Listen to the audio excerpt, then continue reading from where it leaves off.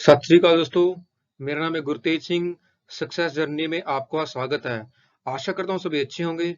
चलिए जानते हैं आज के इतिहास के बारे में। आज के दिन यानी कि 21 सितंबर 1792 में फ्रेंच में रेवोल्यूशन के बाद मोनार्की का अबॉलिश्ड हुआ था, यानी कि मोनार्की खत्म हो गई थी। तो जानते हैं इस घटनाओं को, क्या क्या स्टेप्स हुए इसमें, कैसे फ्रेंच रेवोल्यूशन स्टार्ट हुआ और कैसे उसने फिर मोनार्की को खत्म कर दिया, मोनार्की को अबॉलिश कर दिया। स्टार्ट करने से पहले आप चैनल को शेयर और सब्सक्राइब कर दीजिए। आपके शेयर और सब्सक्राइब हमारे लिए काफ़ी इंपॉर्टेंट हैं और हमें मोटिवेशन देते हैं। दोस्तों, मोटिवेशन के साथ काम करने का कुछ अलग ही मजा है। चलिए देखते हैं इस टॉपिक के बारे में, जानते हैं कि फ्रेंच रेवोल्यूशन कैसे आया और कैसे उसने मोनार्की को खत्म कर दिया, मोनार्की को अबॉलिश कर दिया। दोस्तों, सबसे पहले हम जानते हैं कि गवर्नमेंट किस किस टाइप की होती है, यानी कि मोनार्की और डेमोक्रेसी।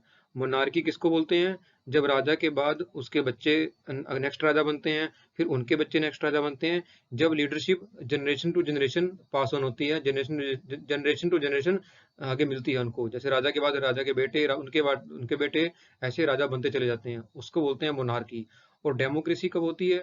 जब पब्लिक अपने राजा को चुनती है कि हम इसको अपना लीडर बनाते हैं, इसको अपना राजा बनाते हैं, उसको बोलते हैं डेमोक्रेसी। जैसे इंडिया में हम अपने प्राइम मिनिस्टर को खुद ही चुनते हैं, तो ये है हमारी डेमोक्रेसी। और जैसे नॉर्थ कोरिया में राजा के बाद उसका बेटा आगे राजा बन जाता है, वो है मोनार्की। पहले सभी देशों में मोनार्की होती थी, इंडिया में भी पहले मोनार्की ही होती थी। तो फ्रांस में सबसे पहले मोनार्की को खत्म किया गया। ये वहाँ की उस टाइम की पिक्चर है, देख सकते हो। 21 सितंबर 1792 में वहाँ पे मोनार्की को खत्म किया गया। जब मोनार्की खत्म हुई तब वहाँ पे राजा कौन थे? ये पिक्चर है उनकी। लुई 16 जो वहाँ के राजा थे, इनको मार दिया गया और मोनार्की को खत्म कर दिया गया था। दोस्तों, उस समय में फ्रांस का जो समाज था 3 क्लासेस में बटा हुआ था। वो लोग उसको 3 स्टेट्स बोलते थे। हम लोग उसको नॉर्मली 3 जातियां बोल सकते हैं। हमारे यहाँ पे कितनी जातियां होती थी उस टाइम पे? 4 जातियां। तो देखते हैं कि 3 जातियां और 4 जातियां कैसी थी। ऑलमोस्ट सेम ही है, बस थोड़ा सा फर्क है। पहली उनकी क्लास स्टेट होती थी जिसको वो लोग बोलते थे फर्स्ट स्टेट, यानी कि जिसमें उनके लोग धार्मिक लोग होते थे। हमारे यहाँ पे फर्स्ट स्टेट होती थी, हम लोग इसको क्या बोलते थे? ब्राह्मण। ब्राह्मण हमारे यहाँ पे जो धार्मिक लोग होते थे, वो सबसे उनको सबसे ऊपर माना जाता था समाज में। ऐसा ही उस टाइम पे फ्रांस में होता था, उसको वो लोग फर्स्ट स्टेट बोलते थे, जो उनका धार्मिक कैटेगरी थी, जो चर्च को संभालते थे, उनसे जुड़े हुए लोग थे और वो उनका परिवार होते थे, वो लोग होते थे फर्स्ट स्टेट। सेकंड स्टेट उनका क्या होता था? जो उनकी सरकार चलाते थे, जो उसको जो वहाँ के राजा होते थे, राजा की फैमिली, वो लोग सेकंड स्टेट्स में आते थे। हमारे यहाँ पे सेकंड स्टेट कौन होता था पुराने टाइम में? कि जब हमारे यहाँ पे जो क्षत्रिय समाज होता था, जो राज करता था, युद्ध लड़ता था, आर्मी रखता था, आर्मी में वो लोग होते थे, वो लोग हमारे यहाँ पे क्षत्रिय समाज होता था। जो हम भी उसको सेकंड क्लास में रखते थे, सेकंड समाज में रखते थे। थर्ड उन लोगों को क्या था? जो काम करने वाले लोग थे, चाहे वो बिजनेसमैन हो, शॉपकीपर हो, खेती बाड़ी करने वाले हो, या कोई भी जो उनका समाज काम करता था, उसको वो लोग 3 स्टेट्स बोलते थे, थर्ड स्टेट बोलते थे।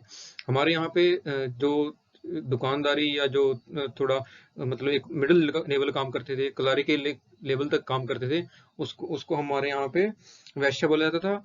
और बिल्कुल जो लोअर लेवल पे काम करते थे, उनको शूद्र बोला जाता था। कहीं ना कहीं उन्होंने नीचे वाली 2 जाति को कंबाइन कर दिया था थर्ड क्लास के अंदर, लेकिन हमारे यहाँ पे इनको भी आगे कैटेगराइज किया हुआ था। जैसे हमारे यहाँ भी 4 कैटेगरीज में डाउन द लाइन आते आते पावर कम होनी स्टार्ट होती थी और शोषण बढ़ता चला जाता था। ऐसा ही उनके वहाँ पे था। जो उनकी थर्ड क्लास थी, थर्ड स्टेट्स थी, उसके ऊपर पूरा दबाव था, पूरे टैक्सेस वही लोग भरते थे। आप इस पिक्चर में भी देख सकते हो कि इन दोनों का वजन कहीं ना कहीं ये थर्ड क्लास ढो रही है। ये इनकी फर्स्ट क्लास है। ये फर्स्ट क्लास है जो इनके पंडित वगैरह बोल सकते हैं, और इनके जो चर्च चलाते हैं। और ये इनके राजा महाराजा, इन्होंने तलवार रखी है, ये थे। और थर्ड स्टेट इनकी जो थी, काम करने वाले लोग, वो मजदूर और वो किसान और वहाँ के शॉपकीपर, जो भी वहाँ के काम करने वाले थे, वकील वकूल, उसमें सब सारी कैटेगरी आ गई। तो हमारे यहाँ पे भी ऐसा ही था। जो डाउन द लाइन जितनी अब कैटेगरी के नीचे आते चले गए, उनके ऊपर पूरा दबाव पड़ता था। उनके पास प्रॉपर्टी रखने का अधिकार नहीं था, उनको अपनी बात बोलने का अधिकार नहीं था, उनके साथ छुआछूत किया जाता था। ऐसा ही वहाँ पे इस कैटेगरी के साथ होता था, जिसको वो लोग थर्ड स्टेट बोलते थे। दोस्तों, 1788 और 1789 में वहाँ पे काफ़ी आर्थिक मंदी आई, क्योंकि गवर्नमेंट ने काफ़ी खर्चा कर दिया। उन्होंने काफ़ी महंगा पैलेस बनवाया, राजा ने अपनी फैमिली के लिए बहुत महंगा पैलेस पैलेस बनवाया। उस पर बहुत संपत्ति खर्च की और काफ़ी लगातार लड़ाइयाँ होती रही यूरोप में उस टाइम पे। तो गवर्नमेंट कहीं ना कहीं घाटे में आ गई, गवर्नमेंट के पास पैसा नहीं था। तो गवर्नमेंट को लगा कि वो पैसा कमाना चाहती है और दोबारा पैसा इकट्ठा करना चाहती है, अपने खजाने भरना चाहती है। तो खजाने कहाँ से भरे? वो तो थर्ड स्टेट्स के पास जाएगी, उन्हीं से टैक्स लेना है, टैक्स को बढ़ाएगी। तो उन्होंने थर्ड स्टेट की मीटिंग बुलाने की प्लान किया। वो ऐसे डायरेक्टली टैक्स इम्पोज नहीं कर सकती थी, उनको एक मीटिंग बुलानी पड़ती थी कोई भी एक्शन लेने से पहले पहले। जो मीटिंग वो लोग बुलाते थे उसको स्टेट जनरल की मीटिंग बुलाया जाता था। ये फोटोज हैं स्टेट जनरल की मीटिंग जो बुलाएगी। ये भी एक फोटो है उसी की, दोनों फोटो अलग अलग हैं लेकिन सेम ही चीज की फोटो है ये। लास्ट मीटिंग जो बुलाई थी वो 1614 1614 में जो मीटिंग बुलाई थी। उसके बाद लुइस 16 ने बुलाई थी मीटिंग 5 मई 1789 में। जो स्टेट जनरल की मीटिंग बुलाई, उस मीटिंग में इन्होंने प्रस्ताव रखा कि हम टैक्स बढ़ाने जा रहे हैं। उस मीटिंग में मेंबर कैसे होते थे? फर्स्ट स्टेट के 300 पीपल होते थे, सेकंड स्टेट के 300 और थर्ड स्टेट के 600 पीपल होते थे। जो वोटिंग करते थे, जो डिसीजन होता था उसकी वोटिंग करते थे। बट देखो यहाँ पे 600 हो गए, इसका मतलब इनकी वोटिंग ज्यादा हो जाएगी, लेकिन ऐसे काउंट नहीं होता था, मेंबर वाइज वोटिंग काउंट नहीं होती थी। इन 300 लोगों की एक वोट काउंट होगी, इन 300 लोगों की एक वोट काउंट होगी और इन 600 लोगों की एक वोट काउंट होगी। तो इन लोगों को तो कुछ टैक्स नहीं देना था। ये तो जैसा भी जो भी डिसीजन लगे दोनों एग्री हो जाएंगे कि जितना भी अल्टीमेटली जो टैक्स देना है, जो भी बर्डन पड़ेगा वो थर्ड कैटेगरी में पड़ेगा, थर्ड स्टेट में पड़ेगा। तो इनकी वोट कम हो जाती थी, तो इनको इनकी बात माननी पड़ती थी।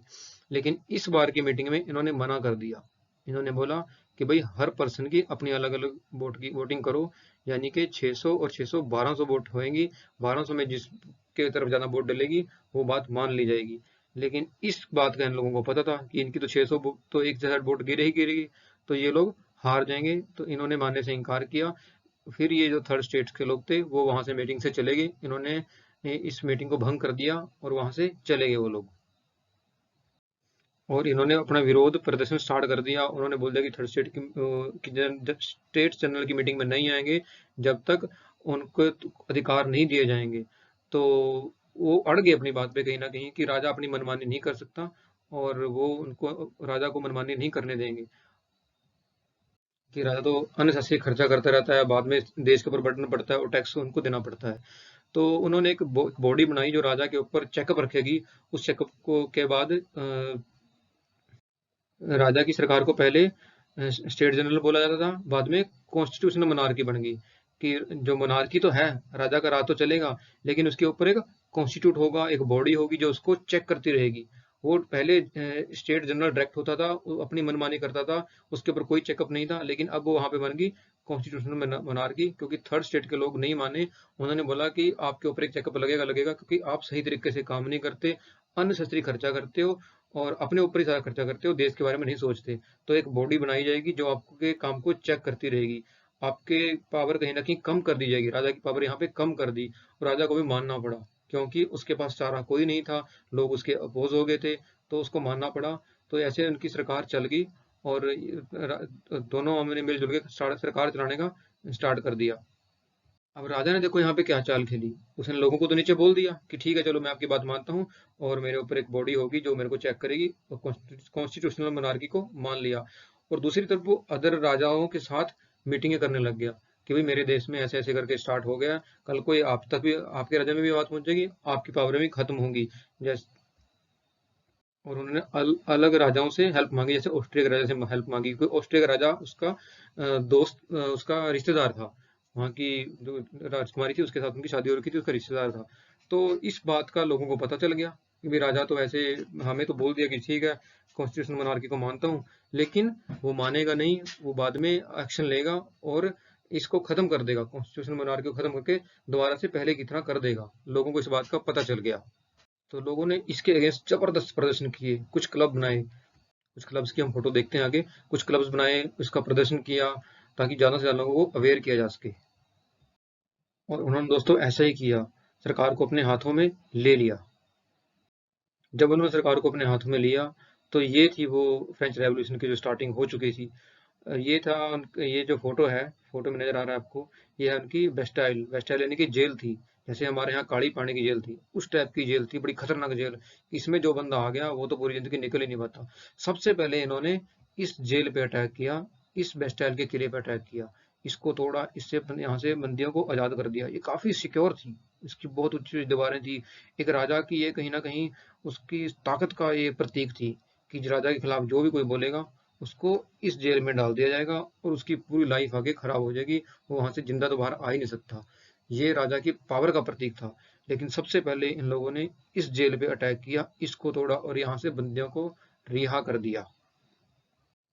इस बेस्टाइल की जेल के ऊपर अलग से वीडियो बनाने लायक टॉपिक है, ये बड़ी जबरदस्त थी। इसका जो नक्शा था, जो प्रॉपर चारों ओर पानी था, कोई इजीली निकल नहीं पाता था। जबरदस्त है ये टॉपिक दोस्तों। और जैकोबिन क्लब के लीडर का नाम था मैक्सिमिलियन रोबर्सपेयर, जो कि उस टाइम फ्रांस के अब राजा बन चुके थे। लेकिन आपको पता है, अंत तो हर चीज का बुरा ही होता है। बाद में जो फ्रांस की जनता थी, उन्होंने उनका भी विरोध किया और आखिरकार मैक्सिमिलियन को भी सत्ता से हटा दिया गया। ऐसे ही लोगों ने इकट्ठा होकर उनको सत्ता से हटा दिया गया।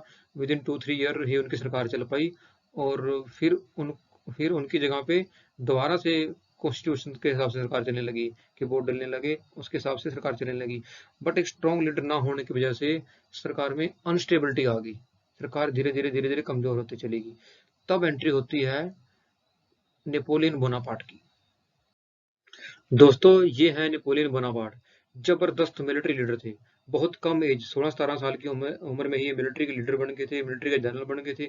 जबरदस्त लड़ाइयाँ लड़ी इन्होंने, काफी लड़ाइयों में जीत हासिल की, सिर्फ अपने दम पे। मतलब अपनी इनकी जो टैक्टिक्स थी, जो इनकी प्लानिंग थी, जो इनका कंट्रोल था, वो इतना जबरदस्त था, लीडरशिप क्वालिटी थी। काफी कम एज में इन्होंने इतनी उपाधियां हासिल कर ली कि फ्रांस के ऊपर इनका एक जैसे इंप्रेशन बन गया। लोग इनको लाइक करने लगे कि हाँ जी, नेपोलियन बोनापार्ट में कुछ दम है, वो फ्रांस को आगे बढ़ा सकते हैं। और इन्होंने बढ़ाया भी, फ्रांस की टेरिटरी को इन्होंने काफी एक्सपेंड किया। इन्होंने इनकी पूरी लाइफ के ऊपर एक अलग से वीडियो बन सकती है। इन्होंने काफी लड़ाइयों को लीड किया और तकरीबन सब में जीत हासिल की। लास्ट की लड़ाई में हारे, उसके बाद इनका अंत हो गया, उसके बाद ये सत्ता से हटा दिए गए। उस चीज को हम पढ़ेंगे, डिटेल में पढ़ेंगे इनकी लाइफ को। लेकिन अभी के लिए इतना ही कि उसके बाद नेपोलियन बोनापार्ट के हाथों में फ्रांस की सरकार आ गई। जब लुई 16 का अंत हुआ था, उसके उस टाइम को वो जो तारीख थी, वो 21 सितंबर थी, 21 सितंबर 1792, जिस दिन के नाम पे हम आज ये वीडियो बना रहे हैं।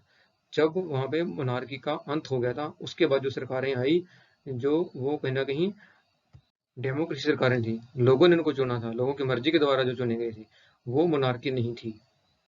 नेपोलियन बोनापार्ट ने भी मोनार्की ही स्टार्ट कर दी थी कहीं ना कहीं। वो अपनी मारी चलाने लग गए थे। वो भी किसी कॉन्स्टिट्यूट को नहीं मानते थे। उनको भी एक वन मैन आर्मी बन गए थे वो भी, कि जो उन्होंने बोल दिया बस वही हो जाना होता था। इसी के साथ इस टॉपिक को दोस्तों खत्म करते हैं यहाँ पे। दोबारा आपसे मिलेंगे एक नए टॉपिक के साथ, और अभी के लिए सिर्फ इतना ही।